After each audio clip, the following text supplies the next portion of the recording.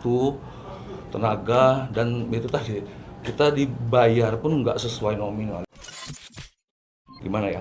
Awalnya saya menolak apa yang beliau ajak gitu. Tapi saya nggak ngomong langsung, tapi saya menolak ketika kita ngobrol itu kan disuruh balik lagi konser malam.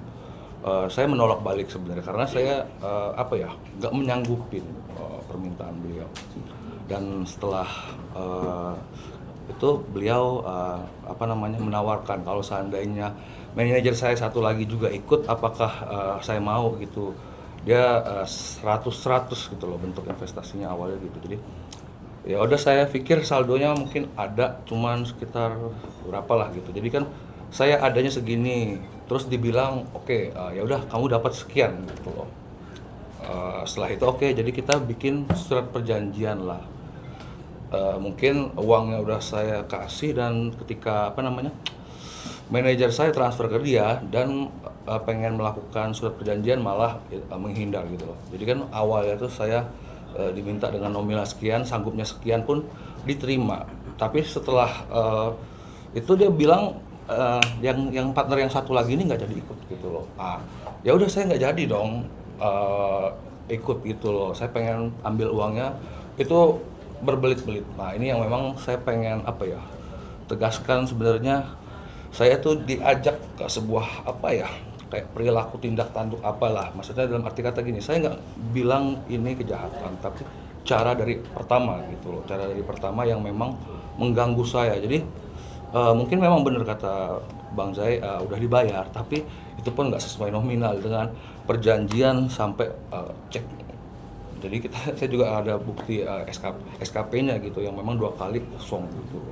Jadi saya apa ya dari kemarin kita udah ngabisin waktu, tenaga, dan itu tadi kita dibayar pun nggak sesuai nominal. Jadi gini loh, ketika kemarin kita bikin video, responnya banyak banget ke saya, yang DM saya, yang ceritain pengen tahu masalah saya. Jadi saya ya gimana ya, tadi saya sebenarnya nggak mau ini terjadi gitu loh. Sampai akhirnya yang ngajak saya ini manajer saya berantemin gitu loh. Jadi kita rusak hubungannya sekarang gara-gara peristiwa ini. Jadi mungkin dibayar, tapi kan ini kejadian yang memang apa ya bikin kita bikin saya ini terganggu, hubungan saya sama manajer saya rusak, dan pembayaran pun nggak sesuai gitu loh. Sebenarnya sih kita pengen close, tapi ya saya pengen cerita gitu loh, maksudnya itu tadi keresahan saya dan keresahan mungkin orang yang menghubungi saya gitu. Itu sih. Untuk nominal sendiri seperti apa Bang, mungkin kesepakatannya, dan harusnya terima berapa Bang? Jadi mungkin dilebihin 10 juta lah dalam tenor 7 hari. Tapi dari awal perjanjian kita bikin surat perjanjian itu dari tanggal 1, cair tanggal 7. Itu melencong. Ketika tanggal 7 itu saya bilang, udah nggak usah bayar apa namanya, lebihnya 10 juta waktu itu dia bilang. Kan tenor dalam 1 minggu tuh pokoknya untungnya 10 juta. Saya bilang untungnya nggak usah, modalnya aja balikin, saya bilang kan. Terus dia malah ngasih cek dengan nominal yang ya udah sesuai perjanjian gitu loh. Tapi kan intinya pas mau dibayar pun ya karena ya itu tadi saya berterima kasih karena pakai kuasa hukum gitu loh. Kalau seandainya ya mungkin saya nggak bergerak dalam hal ini, ya itu tadi saya akan ditarik ulur gitu. Investasinya apa sih Bang Hafid? Ya kurang lebih kita nggak tahu lah, seperti PO beli barang dari luar ceritanya kan, mungkin perhiasan lah apa gimana. Tapi kan itu tadi sebenarnya saya nggak tertarik, tapi saya diseret gitu loh. Ini kan saya jadi resah, kemarin tuh saya resah, maksudnya dari cara beliau merespon gitu loh, nggak benar gitu loh. Maksudnya saya malah dituduh mencemar nama baik. Dan karena saya memposting cek, saya jujur aja, maksudnya gini loh, itu bukan saya mencemarkan nama baik, tapi saya nggak ngelaporin malah. Wajar saya posting di WhatsApp gitu, kecewaan. Saya kan dijanjiin, setelah itu dijanjiin tanggal 14, nggak cair juga. Sampai ada surat SKP. Nah, ini yang saya pengen jelasin gitu loh. Maksudnya ini kan berhubungan sama yang namanya nama besar gitu loh. Kenapa harus tega ngelakuin itu ke saya? Bang Wapin, nominal tersebut kalau tidak salah 75 juta ya? Iya, 75 juta. Dan sudah dibayar kabarnya hari Kemarin Ya. malam. Kemarin malam. Kemarin malam. Ya kan sekarang gini loh, kok nggak sesuai lagi gitu loh.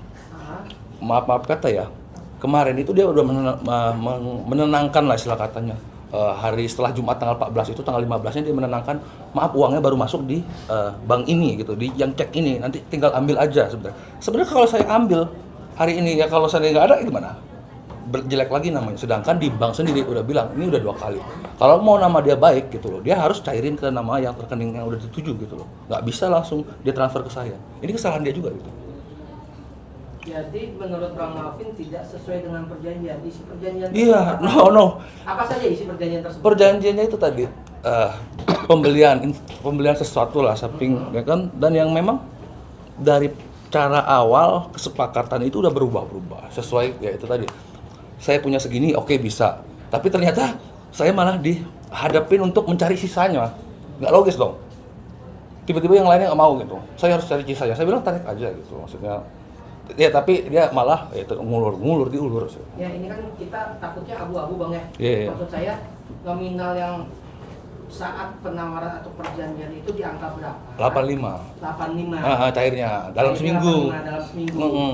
Oke, lalu ada cek kosong berarti. Cek kosong, ada cek kosongnya. Cek kosong itu kalau tidak salah hari Jumat ya. Iya, Jumat tanggal 14 Bang. Oh, dia lebih tahu malah. Dan sudah dibayarkan hari Senin. Iya, semalam. Ini Semalam. berikut Pak Jai nanti. Bang Jai, gimana Bang? Hah? Terkait itu gimana Bang? Terkait yang sudah apa? dibayarkan, katanya Senin dibayarkan atau kapan sih Bang? Ya, jadi intinya dalam proses ini telah terjadi one prestasi. Ya, itu perlu digarisbawahi. Ya enggak? Kekecewaan itu timbul ya ketika orang diberikan cek pada saat hadir ke bank uangnya nggak ada, dan itu terjadi 2 kali. Itu kan menyangkut reputasi orang. Ya enggak? Waktu terus dan sebagainya. Itu yang menjadi yang harus digarisbawahi. Ya enggak? Ini persoalan bukan hanya persoal pembayaran. Harusnya disertai juga permintaan maaf dan sebagainya. Itu loh. Kan saya katakan sejak awal dalam preskon ini bukan terkait penagihan pembayaran. Pembayaran sudah clear. Ya kan? Namun klien kita ini ingin menyampaikan apa yang dialaminya, apa yang dirasakan secara langsung, dan kita sebagai kuasa hukum ya tidak bisa mencegah itu. Ya, kita hanya memberikan masukan pandangan hukum yang Berarti poinnya semestinya. adalah meskipun sudah clear pembayaran, tapi tetap ingin mengungkapkan keresahan. Seperti itu. Karena ya itu tadi, saya dicari orang dari kemarin semenjak itu. Jadi banyak yang menceritakan juga keadaan yang kondisi seperti saya memang belum clear gitu.